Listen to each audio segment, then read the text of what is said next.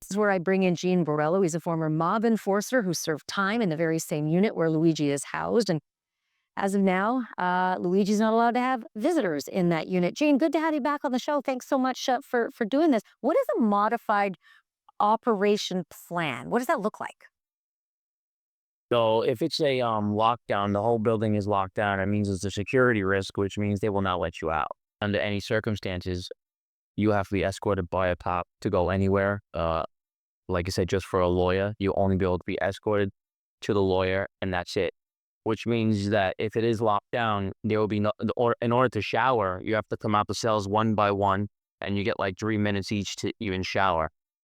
So that means like you just said, it's a race riot. So they can't let nobody out until they know for sure that people aren't gonna attack each other when the cells open up. Tonight, a scene so shocking, so emotional, it left the courtroom in complete silence. The hip-hop mogul and business tycoon Diddy, known for his tough, unbreakable persona, broke down in tears as new audio recordings surfaced from his cell. This wasn't just another day in the courtroom, it was the day the world saw a side of Diddy we never expected. But what led to this shocking moment? And how did this new audio leak change everything we thought we knew? From music mogul to businessman, Diddy has built an empire that is the envy of the entertainment world. His journey from a young intern in New York City to one of the most influential figures in the world is a story of ambition, hard work, and overcoming every obstacle in his way. In the cover of darkness, we keep hearing. Why does he get the cover of darkness? Why does he get taken out because he needs an aspirin? Help me, Dr. Hendricks. Well, I'll tell you, each inmate gets a physical within 14 days of their arrival at any facility. And I'm sure, based on reports of him having several knee surgeries throughout the years after being a marathoner back in 2003. So this may have been in the works in terms of getting him out for an MRI, because I know that they don't have that equipment at the institution. And I'll just tell you this, they probably had set this appointment up months, maybe weeks ago, and they set it up for the To evening. leave at 1 a.m. in the cover of darkness. Okay, you think that's what they set up, Hendricks? Look, I know you're being loyal to NBC, but can we get real? But in recent years, his world has been shaken by allegations, legal, battles, and personal struggles that no one could have predicted. The man who once ruled the hip-hop world with his sharp business acumen and charisma now found himself facing a different kind of battle, one in the courtroom. His public persona, once untouchable, now seemed to be cracking under the weight of scandal and controversy. Recently, Diddy's life took a dramatic turn. As court proceedings heated up, a new audio leak emerged, sending shockwaves through the media. It was clear this wasn't just about business deals or celebrity drama anymore. This was something much darker and much more personal. Big breaking news tonight, and for the first time in the history of New York City, a sitting mayor has been indicted for crimes. ABC News reporting that Mayor Eric Adams has been indicted by a federal grand jury. We do not know yet the exact charges. Federal authorities have been investigating Adams and members of his staff, issuing subpoenas for documents and cell phones. Several members of administration have resigned, some of them also friends of Mayor Adams. Again, Eric Adams, the 110th mayor of New York, has been indicted by a federal grand jury. We'll have the latest online and tonight on Eyewitness News at 11. The day Diddy arrived in court, no one could have predicted the emotional moment that would unfold. Diddy, once a symbol of power and control, walked into the courtroom, expecting just another day of legal wrangling, just another step in the ongoing fight against allegations that had been swirling around him for months. But little did he know, this was going to be the moment that would break him, the moment that would change the public's perception of him forever. As the courtroom settled in, the judge called the session to order. The gallery filled with spectators, reporters, and legal teams, all preparing for another long day of legal proceedings. However, there was an eerie tension in the air. Something felt different. The world was about to witness something they hadn't seen before. If he was a part of that, how did he get the key to the city? That's crazy to me. If he was in incidents and everything around the city that wasn't favorable, how you get key to the city? So now you gotta realize, if they had the mayor under investigation since 2014, Diddy was in investigation around 2011, 9 or 11, something like that. They say he's at 9 or 11. One of those people are responsible. As the court session began, the focus quickly shifted to the leaked audio recording, one that had been stirring controversy for weeks. It was set to be played in the courtroom for the first time. The world had been speculating about the contents of the recording, but no one truly knew what was coming. Diddy had been fighting fiercely to suppress the leak, but it was out of his control now.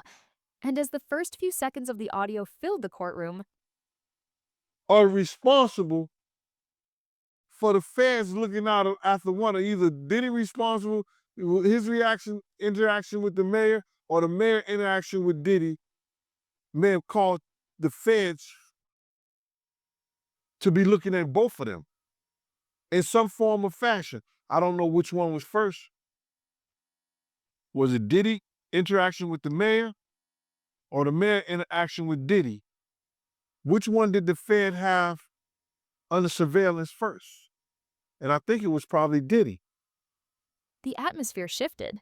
The audio, a recording from Diddy's personal cell, exposed intimate, private conversations that no one ever expected to hear. The moment it began to play, the room fell silent. Every eye was fixed on Diddy, watching him as the audio continued. In the recording, Diddy was heard discussing personal matters, secrets about his life that had never before been revealed. The raw emotion in his voice was undeniable. He was heard speaking about relationships, past mistakes, and moments of deep regret. What was meant to remain behind closed doors, within the confines of his private life, was now laid bare for the world to hear. As the audio continued, the courtroom remained in a hushed silence. Basically means that the previous charges have been updated and the government have added new details to the case. They've expanded either the charges against someone, which isn't what's happened here, or they have added new detail about the alleged crimes, which is what is happening in this particular case. So what's new, what's different in this superseding indictment? There are no new charges against Diddy. Like you said, he's still accused of of racketeering and transportation for the purposes of prostitution. But what the prosecutors have done is expanded the case with more details. They've added 2 new female victims, and they've also said that the alleged crimes took place over a longer time frame than they'd initially said. It now runs from 2004 to 2024, whereas before it had just been a 16-year time span. The recording was clear, and the weight of what it revealed was heavy. The man who had built an empire on confidence and control was now unraveling in front of everyone. What struck most people in the room wasn't just the content of the conversation, but the vulnerability in Diddy's voice. A man who had always presented himself as unshakable was now revealed to be human, struggling with the same fears, regrets, and insecurities that anyone might face. As the audio continued to play, Diddy's demeanor began to change. His body language shifted from composed to visibly shaken. His hands began to tremble. His face grew pale. The man who had been known for his unflinching... And you mentioned there about adding new victims. That's victim 2 and victim 3 referred to in this indictment. But we already had a victim. We had victim 1. They're still in it? Yes, that's right. So victim 1 is the case that they built the federal prosecution on. And they say about these 3 victims, Combs and other members and associates of the Combs enterprise wielded the power of the Combs global enterprise to intimidate. A former assistant to Sean Diddy Combs speaking out in the new interview with new allegations about wild parties and news. Eva Pilgrim is here with the story. Good morning, Eva. Good morning, Michael. At this point, we've all probably heard about these infamous parties. Diddy's assistant now giving us details about what he says were called Wild King Nights. It's official. I survived what I've been through. This morning, new details allegedly inside Diddy's world before his shocking arrest. The entertainment mogul now behind bars for federal sex confidence, his larger-than-life persona was now struggling to hold it together. Tears welled up in his eyes, and his composure cracked. The courtroom was in shock. No one had expected this. The powerful mogul, the man who had created empires, was breaking down in front of them. And it wasn't just the audio that had caused this reaction, it was the weight of his past mistakes catching up to him, the consequences of the decisions he had made over the years, all coming to the surface. As Diddy listened to the audio, the world saw a side of him that had never been revealed before. The tears in his eyes were not just the result of the audio leak, but the culmination of years of personal struggles that had been kept hidden behind closed doors.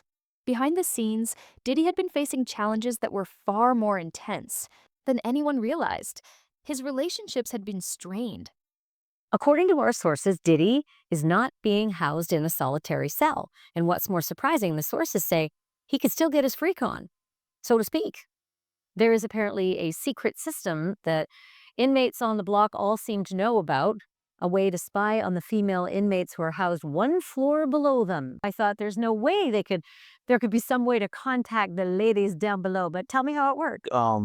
It's a dormitory Puff Daddy's in. He's not into cells. So there's a big dorm with a bunch of bunks, and then there's a little room where you go into, and it's like a workout area. But it's not really a yard, you would say. It's just like with gates, like you see right there in the building. And you can literally lay down, and the females are right below you, and you could just yell at them, and they yell back, and basically like you could kind of see them, and they could see you a little bit, but you have to watch out for the guards, obviously. But you can talk with them and show each other some things sometimes, which I never did any of that.